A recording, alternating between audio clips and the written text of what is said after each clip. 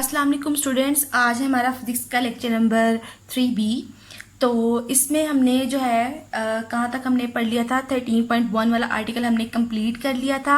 आज हमने आर्टिकल पढ़ना है 13.2 से हम स्टार्ट करते हैं। तो हमारे पास फर्स्ट आर्टिकल है कि इलेक्ट्रोस्टैटिक इंडक्शन। ठीक है, इलेक्ट्रोस्टैटिक इंडक्शन का मतलब क्या था कि जो चार्ज है वो किसी दूसरी बॉडी पर इंड्यूस किया जाता है। ठीक है, उसके असर की वजह से अगर एक बॉडी चार्ज है तो उसके असर की वजह से दूसरी पर भी चार्ज आ जाए तो हम क्या कहेंगे कि ये है उसके ऊपर चार्ज इंड्यूस कर दिया। और इस प्रोसेस को हम कहेंगे कि यहाँ पे हमारे पास क्या है कि ये प्रोसेस हुआ है इंडक्शन का प्रोसेस। ठीक है, ये इसका इंट्रो। अब जो है आपके पास कि किस तरह से होता है उसके लिए उसने आपको 2 एक्टिविटीज़ दी हुई हैं। एक है 13.3 और दूसरा वाला है एक्टिविटी आपके पास 13.4। 13.3 में वो क्या कहता है कि अगर आप एक चार्ज जो है रॉड है उसको लेकर जाते हैं किसके ऊपर पास, एल्यूमिनियम की एक रोड के पास लेके जाते हैं। ठीक है, एल्यूमिनियम की रोड के ऊपर कोई चार्ज नहीं है, लेकिन ये जो आप लेकर आए हैं प्लास्टिक की रोड, इसके ऊपर जो है वो चार्ज है। अब वो क्या करेगा कि यहाँ पर ये दोनों रोड्स क्या करेंगी, आपस में एक दूसरे को अट्रैक्ट करेंगी। ठीक है, अगर कोई भी दो चीज़ें एक दूसरे को अट्रैक्ट करती हैं तो हम क्या लेते हैं कि उन दोनों के ऊपर, एक के ऊपर पॉजिटिव चार्ज है, दूसरे के ऊपर नेगेटिव चार्ज है। अनलाइक चार्जेस की वजह से उन दोनों ने एक दूसरे को क्या किया है, अट्रैक्ट किया है। लेकिन वहाँ पर या इस एक्टिविटी से वो कहता है कि ये जो है वो कंसेप्ट ठीक नहीं है। ठीक है, कि अगर कोई सी दो बॉडीज एक दूसरे को अट्रैक्ट कर रही हैं तो इट डजेंट मीन दैट कि उनके ऊपर जो है वो अनलाइक चार्जेस है, यहाँ वो एक बॉडी जो है वो चार्ज है तो फिर इस वजह से वो उसको अट्रैक्ट कर रही है। ठीक है, ये नहीं है। यहाँ पर ये जो एल्यूमिनियम की रोड है वो उसके ऊपर पहले भी 0 चार्ज था और बाद में भी उसके ऊपर 0 चार्ज ही रहेगा।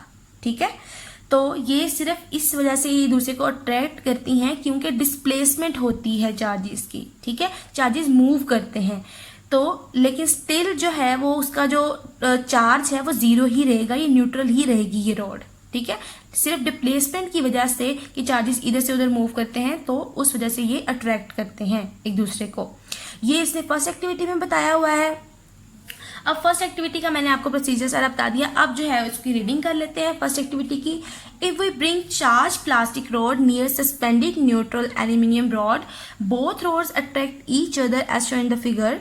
This attraction between the charged and uncharged rod shows as if both rods have unlike charges, but this is not true कि वो जरूरी नहीं है कि उसके बाद unlike charges हों। Charged plastic rod produces displacement of the positive and negative charges on the neutral aluminum rod, which is the cause of attraction between them. तो ये displacement of the charges की वजह से जो है वो attraction हुई थी। But total charge on the aluminium rod is still 0, लेकिन टोटल चार्ज जो है एल्यूमिनियम के ऊपर अभी भी 0 है, वो न्यूट्रल ही है। It implies that attraction is not the sure test of the charge on a body. The above activity shows a phenomena that is called the electrostatic induction।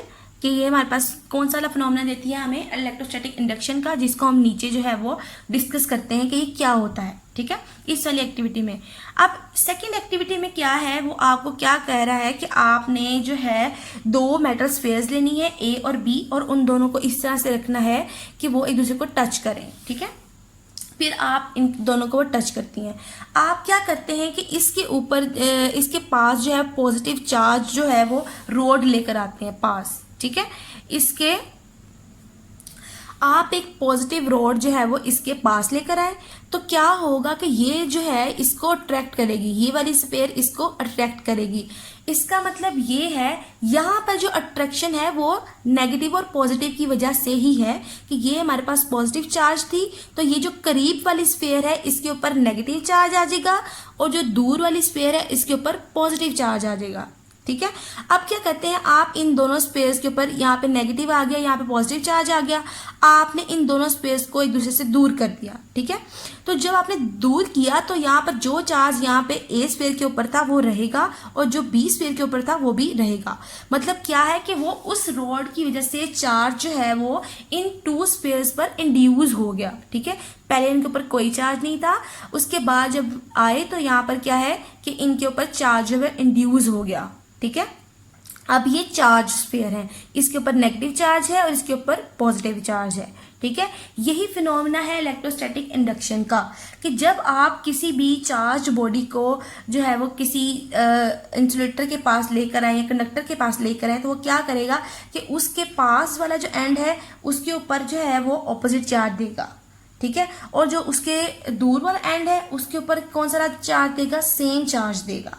मतलब ये पॉजिटिव लेकर आए थे तो इसके ऊपर क्या देगा, नेगेटिव चार्ज देगा, ऑपोजिट चार्ज देगा, और जो दूर था वो उसके ऊपर सेम चार्ज देगा। मतलब इसके ऊपर पॉजिटिव है तो इसके ऊपर भी पॉजिटिव चार्ज होगा, ठीक है। अब जो है इसकी रीडिंग कर लेते हैं।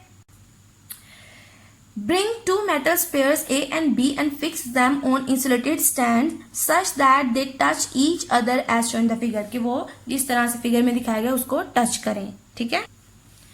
Now bring a positively charged rod near the sphere A as shown in the figure. Rod will attract negative charge toward it and repel positive charge away from it, ठीक है। तो अट्रैक्ट करने के लिए उसे ऑपोजिट चार्ज चाहिए, मतलब negative वाले को अट्रैक्ट करेगी और पॉजिटिव वाले को रिपेल करेगी। Negative charge will appear on the left surface of the sphere A which is close to the rod, कि जो उसके रोड के क्लोज है उसके ऊपर अनलाइक चार्ज है वो हो जाएगा, अपीयर हो जाएगा। While positive charge will appear on the right sphere of the sphere B. Now separate the spheres while the rod is still near the sphere A. अब आपने क्या करना है कि रोड्स को एक दूसरे से दूर करना है, लेकिन अभी भी वो जो रोड है वो ए स्फीयर के पास है। Now if you test the both two spheres you will find that the two spheres will oppositely charge, कि दोनों spheres जो हैं वो oppositely charged हैं। After removing the rod the charges are uniformly distributed over the surfaces of the spheres as shown in the figure। मतलब इसके ऊपर negative charge आ गया, इसके ऊपर पॉजिटिव चार्ज आ गया। In this process an equal and opposite charges appear on each metal sphere. This is called charging by induction, कि ये हमारे पास इंडक्शन का प्रोसेस है। अब हमारे पास क्या है, डिफाइन किस तरह से करना है, एक प्रॉपर डेफिनेशन हमने देनी होती है। तो वो प्रॉपर डेफिनेशन क्या है इलेक्ट्रोस्टैटिक इंडक्शन की, हमारे पास whenever a charged body is brought close to an insulator conductor the near end of the conductor develops an unlike charge while the far end of the conductor develops a like charge. This separation of the charges is called, हमारे पास क्या है कि electrostatic induction है। ये आपका electrostatic induction वाला topic complete हो गया। आपने एक्टिविटी देने के बाद फिर ही आपने कंक्लूजन निकालना है इसका, ठीक है। नेक्स्ट टॉपिक है हमारा कूलम्स लॉ, ठीक है। वो जो इलेक्ट्रोस्कोप वाला टॉपिक है वो नहीं हमने पढ़ना, यहाँ पर हमने पढ़ना है कूलम्स लॉ। कूलम्स लॉ हमारे पास क्या है कि जब दो चार्जेस जो हैं वो एक उनके ऊपर सेम चार्जेस हों तो वो एक दूसरे को क्या करेंगे, रिपेल करेंगे, किसी फोर्स के साथ ही रिपेल करेंगे। अगर दोनों के ऊपर ऑपोजिट चार्जेस हैं तो वो क्या करेंगे, दूसरे को अट्रैक्ट करेंगे, तो अट्रैक्ट भी किसी फोर्स की वजह से करेंगे।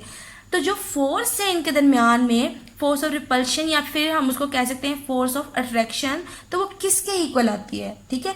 इसको प्रूव करने के लिए इसने कूलम्स ने एक लॉ दिया था जिसको हम कूलम्स लॉ के नाम से जानते हैं, ठीक है।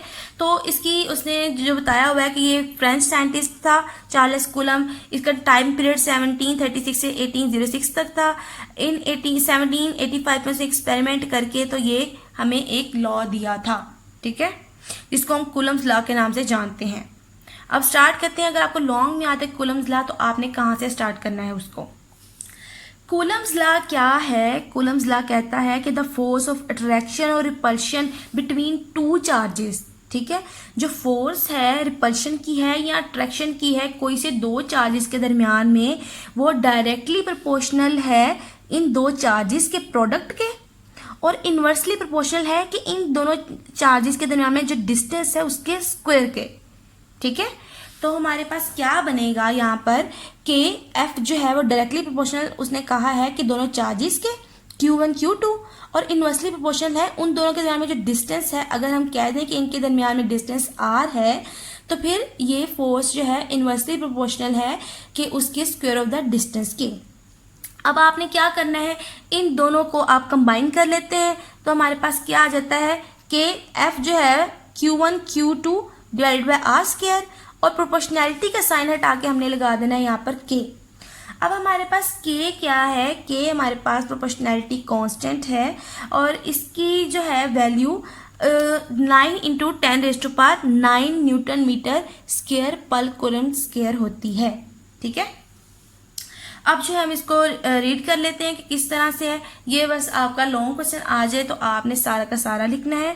अगर आपके पास शॉर्ट क्वेश्चन आ जाए आपने सिर्फ स्टेटमेंट देके तो यहाँ पर इसकी जो है वो मैथमेटिकल एक्सप्रेशन दे देना है। ठीक है, इसको रीड कर लेते हैं।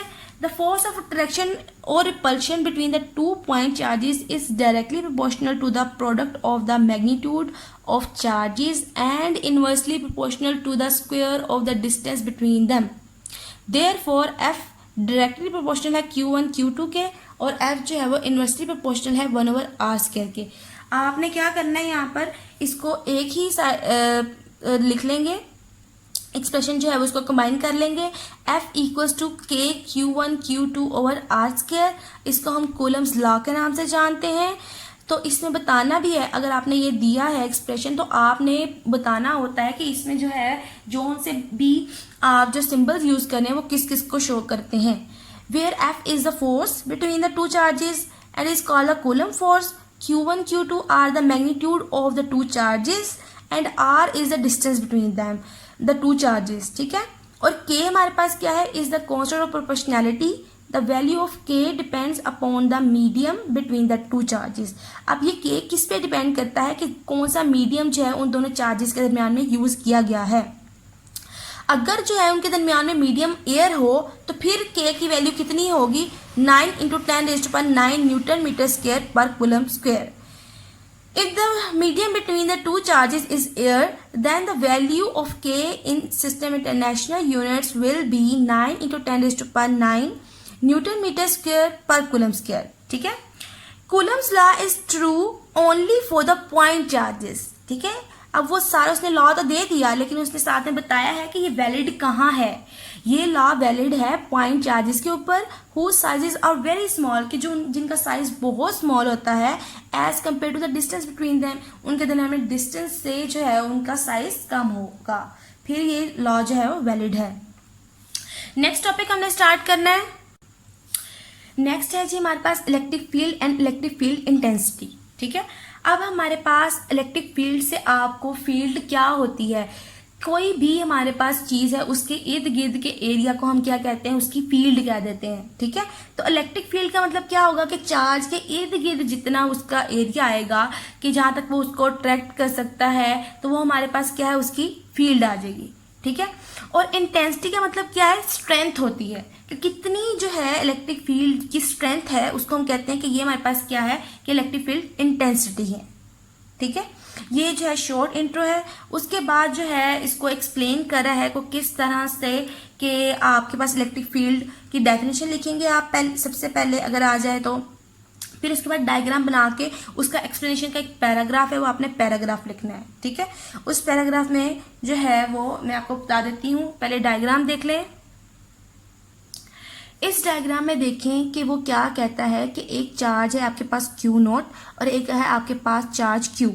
अब जो है Q चार्ज, ये Q0 जो है हमारे पास टेस्ट चार्ज होता है। आपने किसी भी प्लेस के ऊपर Q0 चार्ज इंट्रोड्यूस करा दिया। ठीक है, अब क्या होगा कि Q चार्ज जो है वो Q0 चार्ज के ऊपर कोई फोर्स लगाएगा। ठीक है, अब Q0 चार्ज ने कोई फोर्स एक्सपीरियंस कर ली जो किसने लगाई थी, Q चार्ज ने लगाई थी। अब ये जो फोर्स है, अब क्या होगा कि जो फोर्स है किस पे डिपेंड करती है, अगर तो इनके दरमियान में डिस्टेंस ज़्यादा हुआ तो फिर फोर्स कम एक्सपीरियंस करेगा Q0। अगर जो है इनके दरमियान में डिस्टेंस कम हुआ तो फोर्स जो है वो Q0 ज़्यादा एक्सपीरियंस करेगा। यही है ना बात।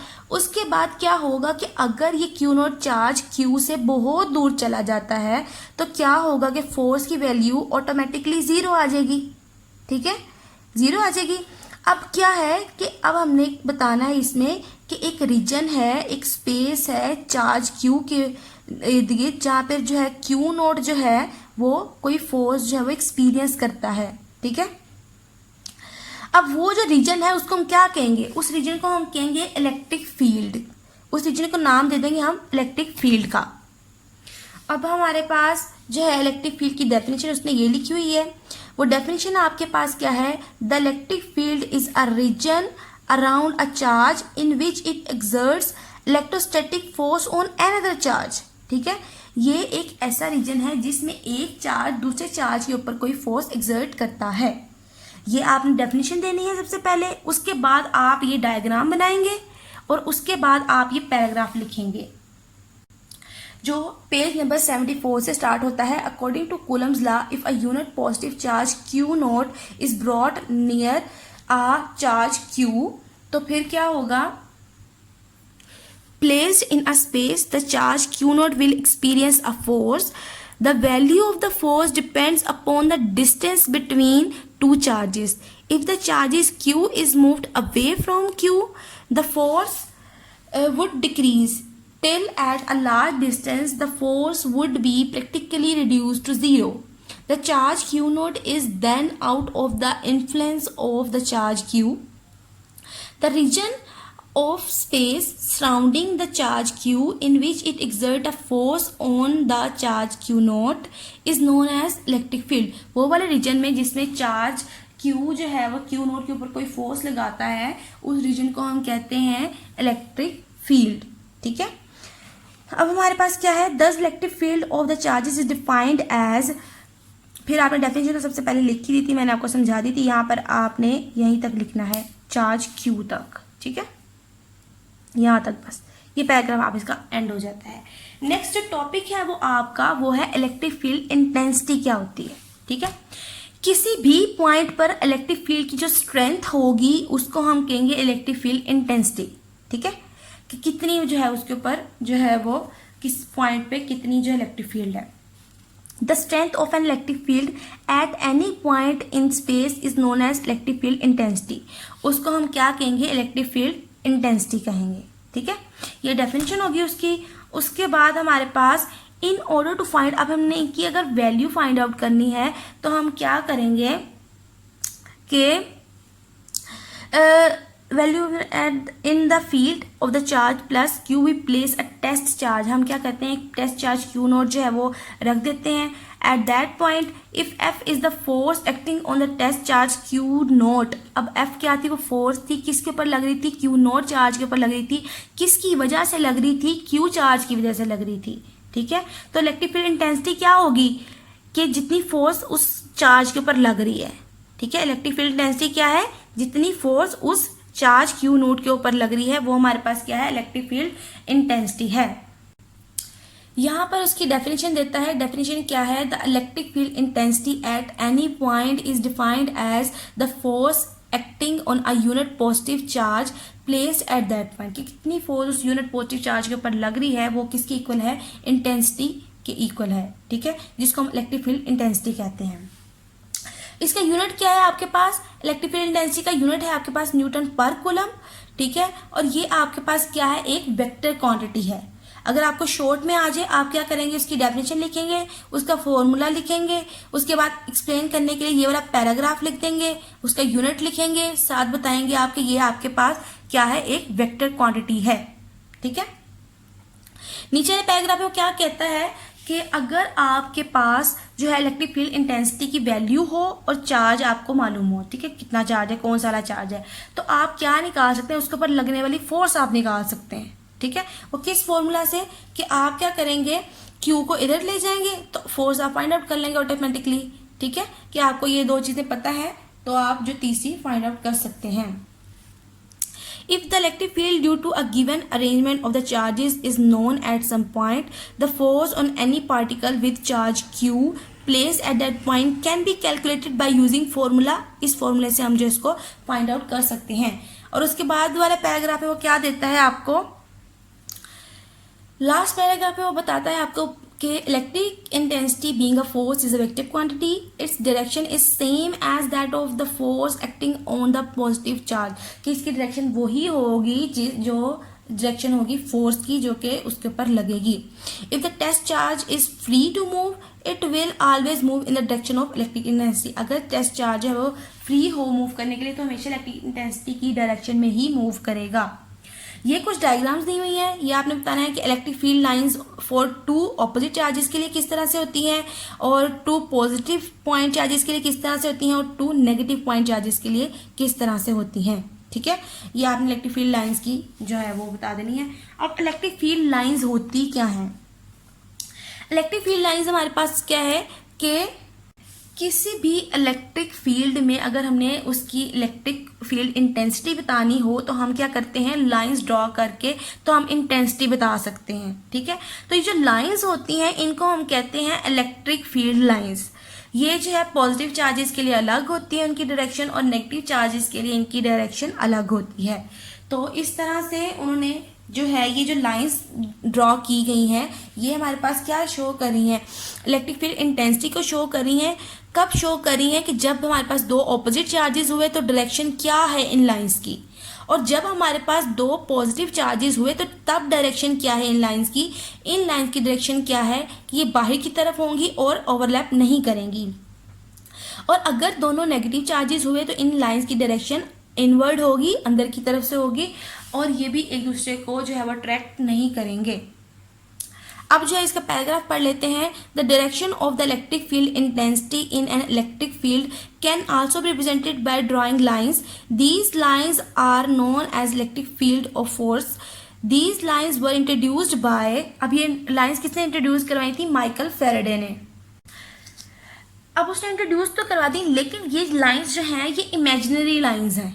ठीक है, इमेजिनरी लाइंस होती हैं, मतलब वो हमारे पास बस ख्याली है ये सारा कुछ। अब क्या है जी, हमारे पास the field lines are imaginary lines around a field charge with an arrow head. हम उसको एरो हेड से जोड़ करते हैं, indicating the direction of the force, कि arrow head direction of the force बताता है। अगर बाहर की तरफ लगा हुआ है एरो हेड तो फोर्स कहाँ पे, बाहर की तरफ है। अगर अंदर की तरफ लगा है तो फिर इसकी डायरेक्शन अंदर की तरफ है। Field lines are always directed from positive charge toward negative charge. ये हमेशा कहाँ से कहाँ तक होती हैं, पॉजिटिव से नेगेटिव की तरफ हम इनको ड्रॉ करते हैं। The spacing between the field lines show the strength of the electric field, कि इनके लाइंस के दरमियान में जितनी स्पेस होती है वो हमें शो करती है कि इनका जो है कितनी इंटेंसिटी है, कि कितनी इनकी स्ट्रेंथ है। अगर डिस्टेंस ज़्यादा हुआ तो स्ट्रेंथ कम है, अगर डिस्टेंस कम हुआ तो स्ट्रेंथ ज़्यादा है। अब नीचे उसने ड्रॉ करके आपको बताया है कि अगर आपने आइसोलेटेड पॉजिटिव पॉइंट चार्ज के लिए इलेक्ट्रिक फील्ड लाइन जो है ड्रॉ करनी है तो आप इस तरह का स्ट्रक्चर ड्रॉ करेंगे, अगर नेगेटिव के लिए तो आप इस तरह से लाइंस ड्रॉ करेंगे। ठीक है, नेक्स्ट टॉपिक है आपके पास इलेक्ट्रोस्टैटिक पोटेंशियल। अब हमारे पास इलेक्ट्रोस्टैटिक पोटेंशियल क्या है, आपने ग्रेविटेशनल पोटेंशियल पढ़ा होगा। ग्रेविटेशनल पोटेंशियल क्या होता था कि एक ग्रेविटेशनल फील्ड में जितनी ग्रेविटेशनल पोटेंशियल एनर्जी थी मैस के ऊपर, उसको हम कहते थे कि ये हमारे पास ग्रेविटेशनल पोटेंशियल है। इसी तरह से